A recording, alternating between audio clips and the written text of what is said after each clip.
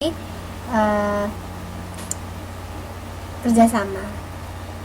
Nah, bedanya kalau in group, di dalam grup mereka akan memiliki hubungan yang intim satu sama lain.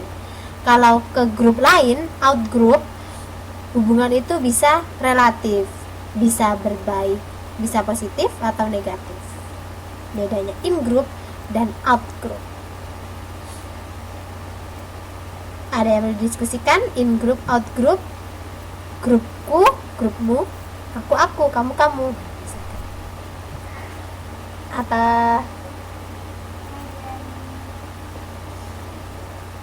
Oke? Bisa lanjut? Oke. Nah, sekarang kita lanjut ke klasifikasi berikutnya yang dilakukan oleh Robert K. Merton.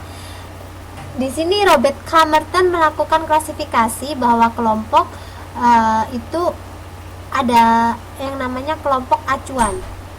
Kelompok acuan atau reference group. Apa itu kelompok acuan? Artinya adalah suatu kelompok sosial yang kita gunakan untuk menilai dan membentuk sikap, perasaan, dan tindakan. Kelompok acuan ini juga bisa disebut sebagai model dari suatu perilaku. Misalnya apa sih? Kasih contoh dong kelompok acuan. Acuan. Jadi kita mengacu pada kelompok tersebut. Ada yang bisa memberi contoh kelompok acuan? Apa sih contohnya kelompok acuan?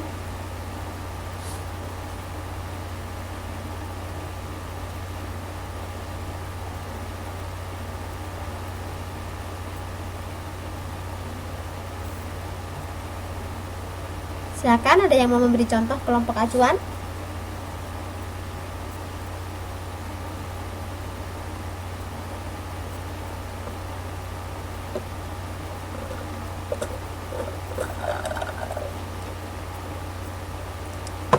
Oke.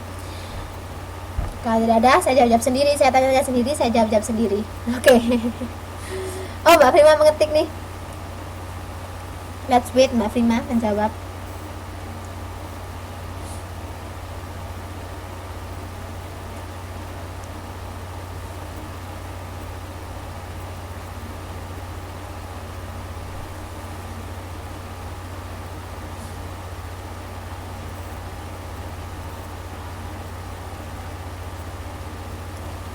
Oh, nggak jadi. Kenapa nggak jadi, Mbak Prima? Jadi saja dong. Jadi dong. Jadi apa itu kelompok acuan atau reference group? Seperti pertemuan lalu kita mengenal adanya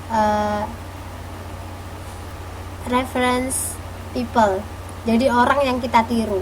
Kita nggak bisa memungkiri kalau kadang-kala kita itu bersikap atau kita berbentuk membuat norma-norma, membuat satu kelompok itu didasarkan meniru dari kelompok lain. Misalkan, kenapa kok di Taiwan ini ada IPIT? Kenapa? Kira-kira ada yang anggota IPIT? Kenapa sih kok Taiwan itu bikin IPIT? Di Taiwan ini bikin IPIT, misalkan Ikatan Pekerja Indonesia di Taiwan, karena ada kesamaan. Kalau ada kesamaan, kenapa kok perlu bikin grup? Perlu nggak sih bikin grup?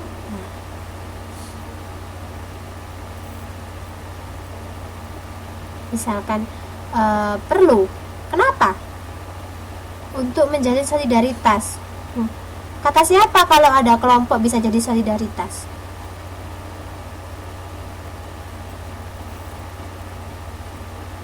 Kata saya. Ya, jadi misalkan kita merujuk pada kelompok yang lain. Itu loh, seperti kalau misalkan orang-orang di daerah-daerah lain, di negara-negara lain itu bikin kelompok. Jadi kalau kita bikin kelompok, pertama kita jadi mudah. Kalau misalkan ada yang punya masalah, yang lain ini karena ada kelompoknya jadi bisa mudah mengurus, baik kalau misalkan ada masalah perdana maupun pidana. Kemudian lebih enak kalau ada kelompok itu, biasanya perasaan kita lebih nyaman. Iya kalau ikut kelompok itu lebih enak karena bisa saling terbuka, bisa saling membantu. Kalau nggak ada kelompoknya kan sendirian, nggak enak.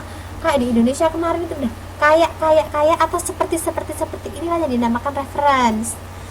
Kita melihat pada kelompok yang lain yang sudah ada bahwa oh kita perlu berbuat seperti ini, oh kita harus bersikap seperti ini. Misalkan, kenapa kok banyak orang bikin partai? Oh saya mau bikin partai kenapa? Karena kalau bikin partai itu uangnya banyak misalnya. Karena siapa? Nah itu pemimpin partai itu kaya. Nah, misalkan. Nah di sini dikatakan oleh Robert Camerton kalau kelompok sosial atau kelompok acuan atau reference group ini merupakan suatu kelompok sosial yang kita gunakan untuk menilai dan membentuk sikap, perasaan, dan tindakan. Nah, adanya kelompok acuan atau reference group ini bisa memiliki dampak yang berbeda-beda. Yang pertama, di sini peran kelompok acuan bisa berperan sebagai normatif maupun komparatif. Apa itu normatif? Normatif berarti berhubungan dengan norma-norma. Oh kita meniru kalau punya kelompok norma-normanya kayak itu loh biar bagus misalkan. Yes.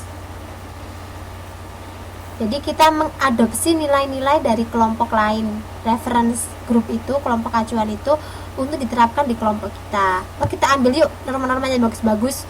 Kayaknya ini bagus nih jadikan peraturan di kelompok kita. Atau berfungsi sebagai komparatif, perbandingan. Jangan bikin kelompok kayak anak itu. Kelompok nggak bener itu main-main tok. Nah misalkan kelompok acuannya apa? Jangan seperti mereka. Misalkan komparatif, perbandingan. Itu loh seperti kelompoknya anak UT itu loh, udah kerja susah payah tapi mereka kuliah. Coba di masa depan kita tiru-tiru mereka lah, kalau bisa tahun depan kita kuliah. Nah misalkan itu kayak kelompoknya anak-anak ilkom. Nah misalkan. Jadi yang pertama fungsinya normatif atau komparatif. Nah selain fungsi normatif dan komparatif, kelompok acuan juga berfungsi sebagai sarana terjadinya sosialisasi antisipatoris. Nah apa itu sosialisasi antisipatoris? Ayo kemarin di modul sosialisasi masih ingat? Apa itu sosialisasi antisipatoris?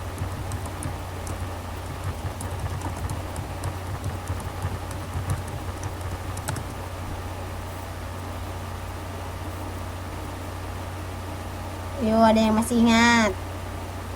Sosialisasi antisipatoris.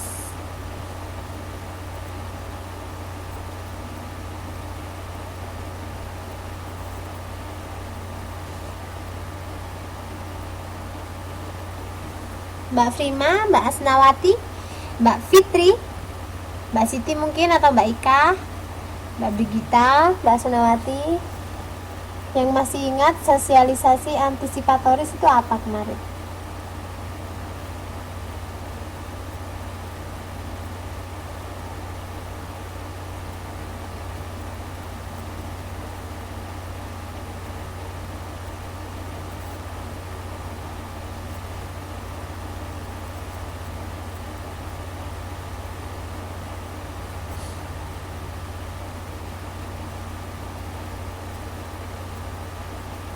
Yang diktator. Diktator. Ada yang lain? Yang orang tua mendidik anaknya diktator. Kurang tepat Mbak Fitri. Ada yang lain? Antisipatoris.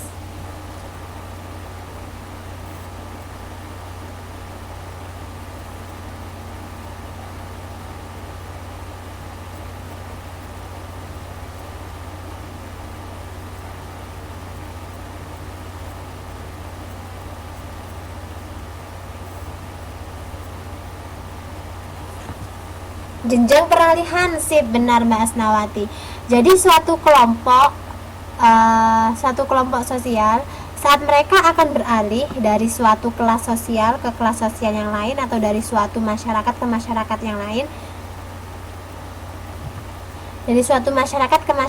lain, atau dari suatu kelompok ke kelompok yang lain, terjadilah suatu antisipatoris. Jadi mereka mengantisipasi sebelum menjadi mahasiswa, maka dilakukan sosialisasi. biar siap-siap untuk menjadi mahasiswa.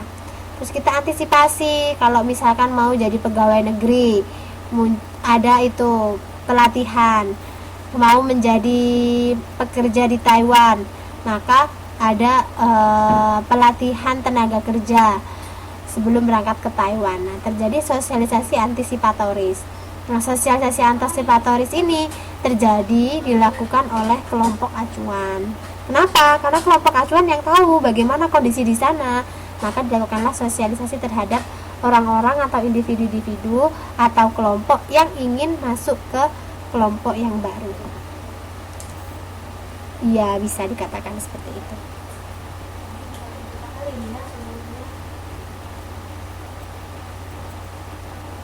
Oke, bagaimana untuk peran kelompok acuan normatif, komparatif, dan antisipatoris? Ada pertanyaan?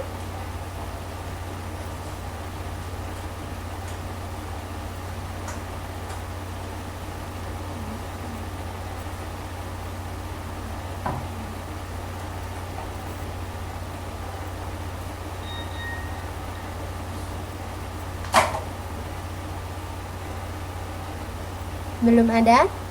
Kita lanjut. Ini adalah klasifikasi yang lain. Tadi kan ada 6 buah klasifikasi oleh ahli-ahli sosiologi. Sosialisasi menurut Benedict, menurut Emily, menurut Charles, kemudian Ferdinand, W.G. Summer, dan yang lain-lain. Nah, yang keenam ini klasifikasi lain yang dilakukan secara umum, bukan oleh ahli sosiologi tertentu. Yang pertama, kelompok sosial itu ada yang namanya kelompok sukarela volunteer. Jadi mereka secara sukarela masuk ke dalam suatu